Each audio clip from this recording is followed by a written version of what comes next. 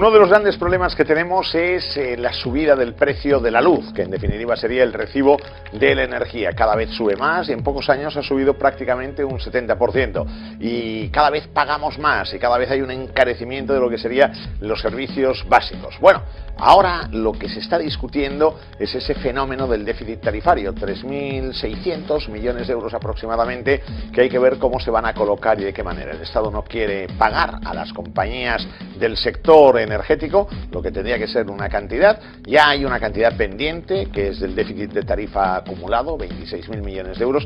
Para ello se creó un mecanismo que es el llamado FADE, que es un fondo, digamos, que avala lo que sería el déficit eléctrico. Y en cualquier caso, quizás la pregunta es decir, ¿y por qué ese déficit tarifario? Bueno, la respuesta sería sencilla. De hecho, hay una diferencia entre lo que son los ingresos regulados y el coste de la energía. Por lo tanto, siempre cualquier empresa, para tener beneficio, lo que tiene que hacer es cobrar un precio de venta que sea remunerador y que le pueda absorber lo que sería todos los costes, y por tanto ahí tiene también un margen que sería el margen de beneficios. Sin embargo, estamos hablando de un artículo entre comillas de primera necesidad, como es el tema de la energía, y ahí lo que se hizo en su día fue establecer unos precios que eran unos precios regulados, un precio límite para que no se disparara más el recibo de la luz. Sin embargo, el kit de la cuestión está en los costes, cómo se determinan los costes, cómo son ellos, de qué manera son y cómo están castigando a lo que sería el total de costes de lo que es el recibo de la luz. Vamos a verlo porque acá lo que hay es el reparto de costes del recibo de la luz. Esto no es mío, esto está basado en La Vanguardia, un magnífico trabajo publicado días atrás por Lola Agustina, y creo que es bastante expresivo.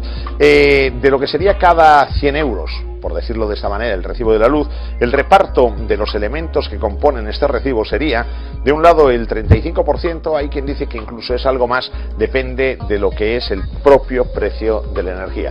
Ese precio de la energía se establece a través de un proceso de subasta trimestral, donde hay compradores, donde hay vendedores, y la incidencia sería el 35%, aunque a veces se dice igual puede llegar a ser del 50%, con lo cual, si fuera el 50%, la mitad del recibo sería coste de la energía y la otra mitad vendrían todos los demás costes. Vamos a analizarlos.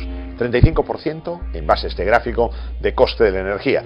Tenemos el efecto transporte, es un efecto poco importante, 3,70%, y el efecto distribución, 12,80%. La energía tiene que llegar a casa y hay que transportarla y redes de distribución.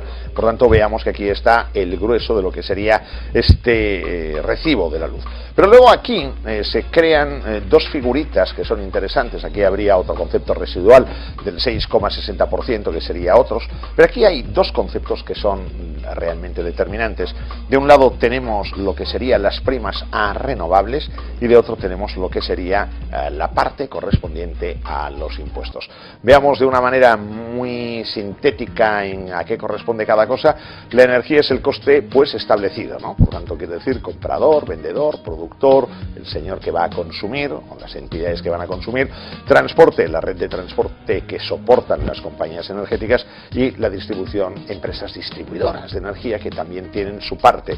Pero luego hay el tema clave, que es lo que encarece el recibo de la luz, que son las primas a renovables, subvenciones a renovables, carbón, ciclos, combinaciones, y luego los impuestos. ¿Por qué ese déficit tarifario? Seguramente porque los costes que hay imputables a las renovables están calculados en un momento en el que aquello no estaba maduro.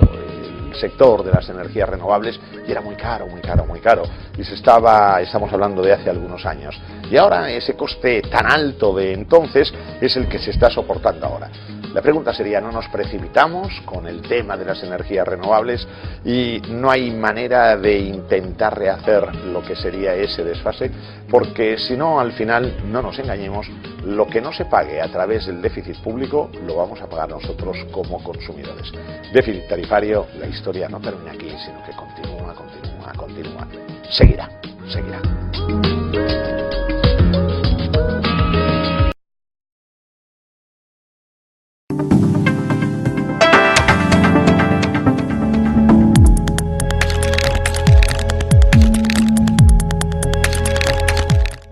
En 1996 el gobierno del Partido Popular decidió que para aumentar la productividad y la competitividad de las empresas españolas tenía que bajar el precio que pagaban por la electricidad, y para conseguirlo tomó dos tipos de decisiones. La primera decisión fue reducir las tarifas que pagaban los usuarios, bajar las tarifas. Segundo, diseñó una manera para que cobraran, digamos, un precio para que el precio que cobraban las empresas productoras, que estaba ligado básicamente al coste de producción de las eléctricas que producían electricidad con petróleo.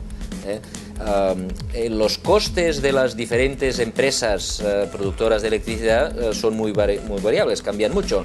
Las empresas hidroeléctricas son bastante baratas, las nucleares son bastante baratas, las eólicas y solares son muy caras, y los precios son muy distintos. Y lo que se decidió es que el gobierno pagaría a todas ellas el precio de las empresas de petróleo y gas.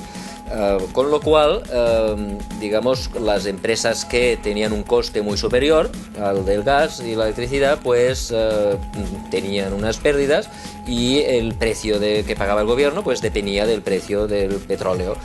Cuando el precio del petróleo empezó a subir, el gobierno tuvo que pagar una gran cantidad de dinero a estas empresas, a pesar de que no lo cobraba de los ciudadanos porque les había bajado el precio.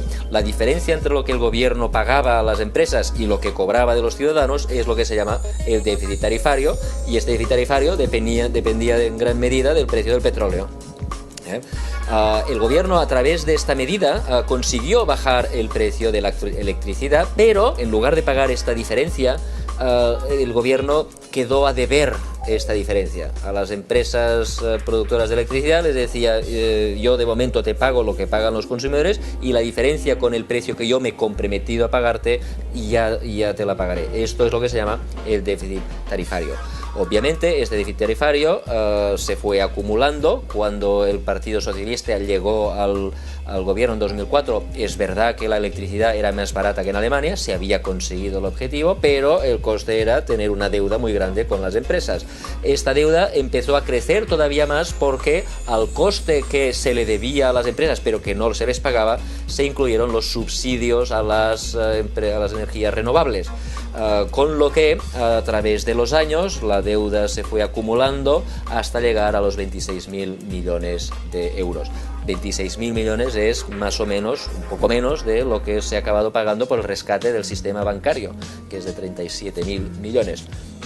Al final todo esto ha explotado, no hay manera de sostener esta diferencia de tarifas, y lo que ha hecho el gobierno ahora ha sido pues subir, para reducir el déficit, lo que ha hecho es subir el precio que pagan los ciudadanos, bajar lo que se le paga a las empresas para reducir el déficit, con lo cual el precio de la electricidad ha subido casi un 50% en los últimos años. La electricidad vuelve ya a ser más cara que en Alemania, con lo cual al final del trayecto no hemos conseguido el objetivo de tener la electricidad más barata. Hemos incluso conseguido una cosa perversa: la electricidad fue barata cuando las cosas iban bien y ahora es cara que las cosas van mal. Por lo tanto, al final del día hemos tenido la electricidad más cara que Alemania, hemos pagado mucho cuando éramos pobres y poco cuando éramos ricos, y tenemos una deuda de 26.000 millones de euros.